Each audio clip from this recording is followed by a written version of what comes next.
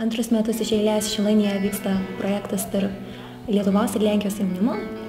Projektą finansuoja Lietuvos ir Lenkijos jaunimo mainų fondas. Jaunimas iš Lenkijos tai pagrinde savanoriai dirbantys, veikiantys Viltelėje, o svečiai atvažiavę iš Lietuvos, tai savanoriai iš jaunimo psichologinės paramos centro. Programa yra labai įvairi. Mes kalbame apie įvairius psichologinius dalykus, taip pat liečiame kultūrinius reikalus ir manau, kad daugiau galėtų papasakoti kiti dalyviai. Mes esame iš Vilniaus, atvykę savanoriai iš jaunimo psichologinės paramos centro, kuri pagrinde būria žmonės, kurie yra suinteresuoti, kaip padėti kitiems žmonėms.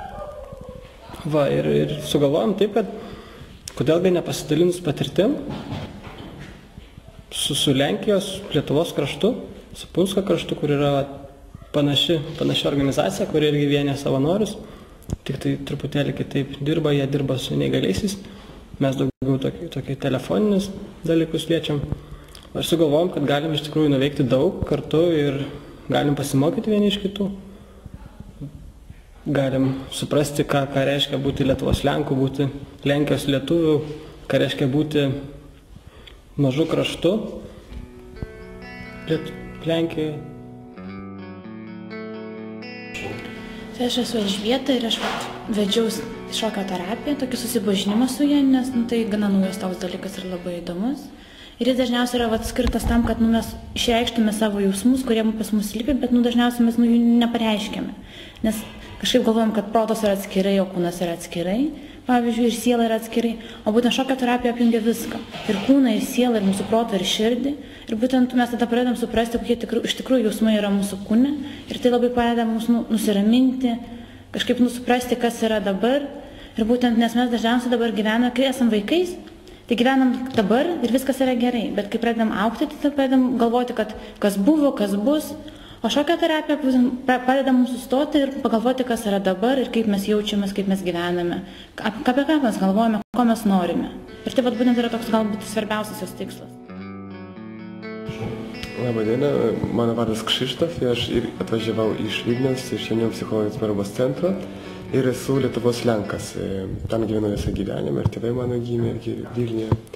Ir teko rudenį man dalyvauti tokiam renginy Gyvoji biblioteka. Jo esmė yra tokia, kad vietoj knygų bibliotekoje yra žmonės, gyvi žmonės. Ir ateinantys skaitytojai gali tiesiog ateiti ir užsirašyti pusvalandį arba 20 minučių pakalbėti su žmogum, kuris yra galbūt kitoks, arba kai visuomenė turi kažkokią nuomonę, įsivaizdavimą, kurie yra neteisingi tie įsivaizdavimai. Labai džiaugiuosi, kad šiais metais pavyko įtraukti daugiau jaunimo iš Punsko. Ir tikiuosi, kad čia dalyvaujančios skautės galės gauti informaciją šio projekto metu, ne tik informaciją, bet ir pačią patirtį skleisti tarp kitų jaunų žmonių. Ir manau, kad tuo ta mano draugystė su Punsko jaunimu ir jaunimo psichologinės paramos savanoriais bus naudinga ir šiam kraštui.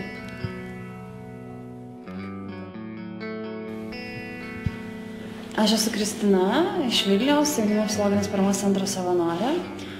Ir šiame projekte pirmą kartą, pernai neteko dalyvauti, bet labai patiko, nes labai ir naudinga, ir įdomu buvo, ir labai smagu to pačiu. Daug išmokom, daug sužinojom, pabendravom, susipažinom su Punsko irgi gyventojais.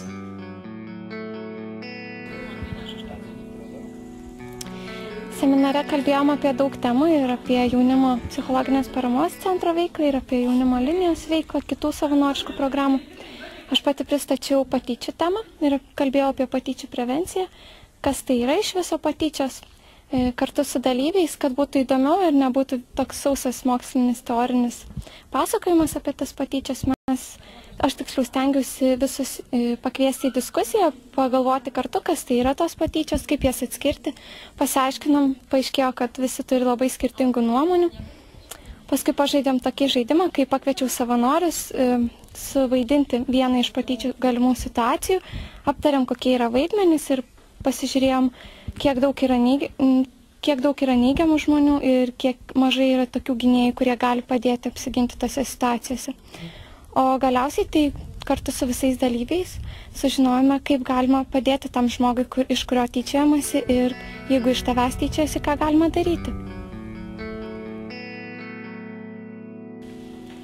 Tai va, vakar buvo kūrybinės dirbtuvės ir daug visko darėm, vėlėm, ant stiklo piešėm, nėrėm, mezgėm ir taip panašiai. Ir sumanymas tikrai pavyko, nes mes nesitikėjom, kad iš tokio mažo miestelio susirinks dalyviai šeštadienio rytą, bet jų buvo ir buvo labai susidomėję. Ir pasiūlėm tokias knygas kaip žmonės, kurie teikia savo psichologinę pagalbą, yra psichologijos studentai arba tiesiog savanoriauja. O iš kitos pusės pateikėm tokias knygas kaip Lietuvos Lenkas, Lenkijos lietuvis, Lietuvos lietuvis, kad žmonės galėtų pajausti tos skirtumus, kuo mes skiriamės ir kad mes iš tikrųjų esame tokie panašus ir turim tas pačias problemas, tos pačias džiaugsmus ir esame tokie patys ir galim gyventi draugiškai. Nepajutau, kad aš esu kažkur Lenkijoje, nes visur kalbama lietuviškai, visur tie užrašai ir man labai, pavyzdžiui, patiko tai, kad yra taip išlaikoma ta kultūra ir visi čia kalba lietuviškai ir taip yra labai miela netgi pamatyti, kaip viskas tas vystosi.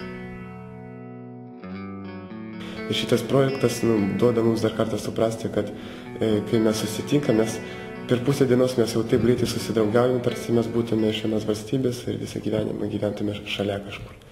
Ir tai tikrai labai gera patirtis ir tikiuosi grįžti dar po metų. Labai šauniai iš tiesų šiemet buvom sutikti. Pernai buvo truputėlį didesnių problemų su projektu, kadangi mažiau žmonių buvo. Iš Lenkijos pusės šiemet labai optimistiškai buvo nusiteikę visi Lenkijos dalyviai, aktyviai dalyvavom, formavom komandą. Iš esmės labai vykęs projektas ir planuojam, kad kažkas panašaus gali būti kitais metais Lenkijoje arba gali būti Lietuvoje.